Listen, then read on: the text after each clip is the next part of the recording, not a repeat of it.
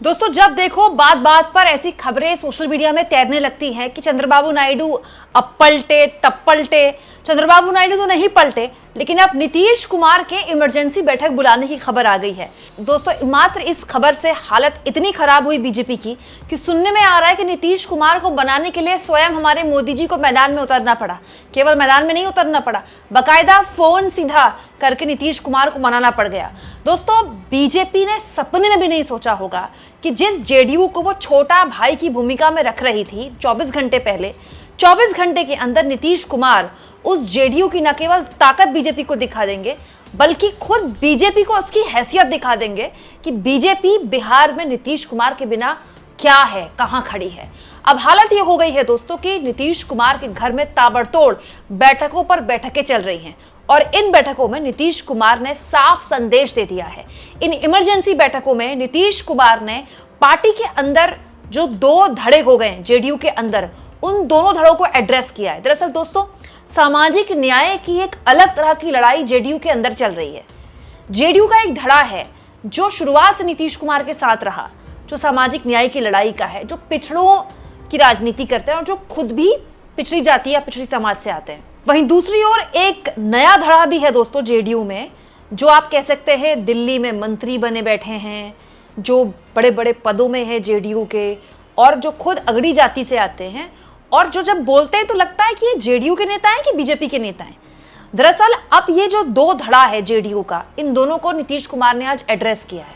ये जो दूसरा धड़ा है, जो दिल्ली वालों के इन दिनों काफी करीब है, दिल्ली वालों के साथ चाय पानी खूब पी रहा है, उनको जबरदस्त तरीके से इस इमरजेंसी बैठक में नीतीश कुमार ने हड़काते हुए कहा कि किससे पूछकर आप 101 सीट का फाइनल फॉर्मूला तय करके आ गए। और तो और स्थितियां यहां तक आ गई कि नीतीश कुमार काफी नाराज दिखाई देने लगे। हालत ही हो गई कि नीतीश कुमार को मनाने के लिए खुद मोदी जी को फोन करना पड़ा। दोस्तों, नीतीश कुमार को किसी भी हाल में मोदी हल्के में नहीं ले सकते और नीतीश कुमार ने खुद भी दिखा दिया कि उनको हल्के में कोई लेने की गलती ना करे, क्योंकि अगर चंद्रबाबू नायडू के पास 16 सांसद हैं जिनकी वजह से ये सरकार चल रही है, तो नीतीश कुमार के पास 12 सांसद हैं। जहां तक बात है स्ट्राइक रेट की, तो बीजेपी से बेहतर स्ट्राइक रेट रहा है नीतीश कुमार का लोकसभा चुनाव में। और ये बात भी सही है दोस्तों कि नीतीश कुमार के बिना बीजेपी की क्या हैसियत है बिहार के विधानसभा चुनाव में, ये बीजेपी भी जानती है। नीतीश कुमार को लेकर एंटी इनकम्बेंसी है, उनके चेहरे को लेकर जबरदस्त तरीके से गुस्सा है, बिल्कुल बात सच है।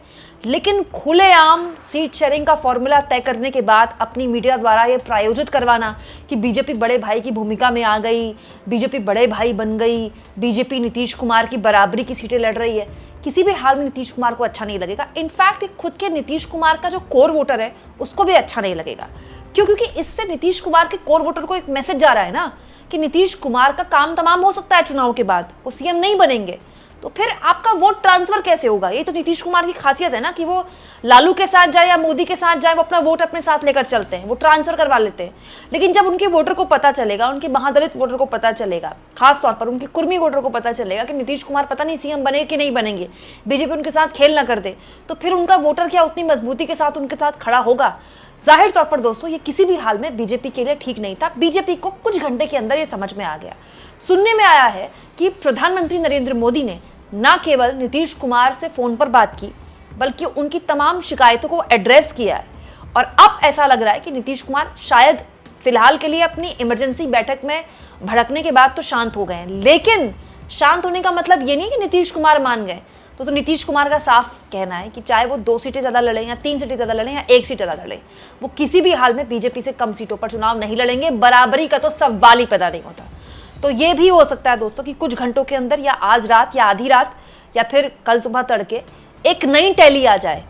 जिस उत्साह के साथ बीजेपी ने वो टैली दिखाई थी जिसमें 101 जेडीयू था, 29 चिराग पासवान था और 6 जीतन राम मांझी और उपेंद्र कुशवाहा था, वो टैली हो जाए कट्टम कुट्टा कैंसिल, नई टैली आ जाए जिसमें सबसे बड़ा जो भूमिका होगी वो जेडीयू की होगी, उसके बाद बीजेपी की होगी, उसके बाद चिराग पासवान और उसके बाद दोनों अन्य पार्टी होगी। यहाँ पे एक और बात मैं आपको बता दूं दोस्तों, एक और खबर निकल कर आई है कि अब नीतीश कुमार ने ये जो पूरा ये कांड हुआ है ना टिकट बंटवारे का, इससे नीतीश कुमार सजग हो गए। उनके बात समझ में आ गई है कि अगर केवल टिकट बंटवारे के बाद, सीट शेयरिंग के बाद, केवल सीट शेयरिंग के फॉर्मूले में बीजेपी अपनी मीडिया से प्रचारित करवा सकती है कि कैसे बीजेपी बड़े भाई की भूमिका में आ गई और नीतीश कुमार छोटे भाई की भूमिका में आ गए, बीजेपी असली बिग बॉस है। तो फिर तो चुनाव के बाद तो खेला होना ही होना है नीतीश कुमार का। तो नीतीश कुमार इसको लेकर भी सजग हो गए और उन्होंने एक और शर्त रख दी है बीजेपी के आगे कि सीट शेयरिंग का जो फाइनल फॉर्मूला होगा प्रेस कॉन्फ्रेंस में, उसी प्रेस कॉन्फ्रेंस में आप कहिएगा कि हमारी सरकार बनती है तो सीएम जो है नीतीश कुमार ही होंगे। मतलब बीजेपी को धर्म संकट में डाल दिया है नीतीश कुमार ने। दूसरी शर्त एक और जो नीतीश कुमार ने बीजेपी के आगे रख दी है कि वो जीती हुई सीटें जो जेडीयू की हैं और चिराग पासवान को दे दी गई बिना जेडीयू से बात करे, वो या तो सीटें हमको वापस चाहिए या फिर बीजेपी अपनी जीती हुई सीटें हमको दे। दोस्तों किसी भी हाल में नीतीश कुमार एससी की जो रिजर्व सीटें होती है वो कोई भी सीट जो उनकी जीती हुई है किसी भी हाल में छोड़ने को तैयार नहीं है। 92 सीटों पर तो नीतीश कुमार ने कुंडली मार दी है कि ये तो हम इस पे तो हम टिकटों का मतलब फाइनल भी कर चुके हैं टिकट, उसके बाद बात कीजिए आप। वहीं दूसरी ओर दोस्तों तुरंत अभी थोड़ी देर पहले खबर आ गई कि बीजेपी ने अपने उम्मीदवारों की पहली सूची भी जारी कर दी। दोस्तों 71 नामों की पहली सूची बीजेपी ने जारी की है, जिनमें कुछ विधायकों के टिकट कटे हैं, कुछ विधायकों को जो मौजूदा विधायक है उनको टिकट मिले हैं। दोस्तों ये बीजेपी की सेफ लिस्ट मानी जा रही है, जो वो नाम है जिनको लेकर पहले से ही कोई आपत्ति नहीं थी। मतलब ये वो सीट्स थी जिनको लेकर किसी को कोई दिक्कत नहीं थी। मतलब जेडीयू को पता था कि ये सीटें बीजेपी के ही पास हैं और बीजेपी के पास ही जाएंगी। लेकिन ये एक ऐसे माहौल में हुआ है, सोचिए, जिसमें लगातार जेडीयू दबाव बना रहा है, नीतीश कुमार शर्तों पर शर्तें रख रहे हैं और आपात बैठक बुलाई जा रही।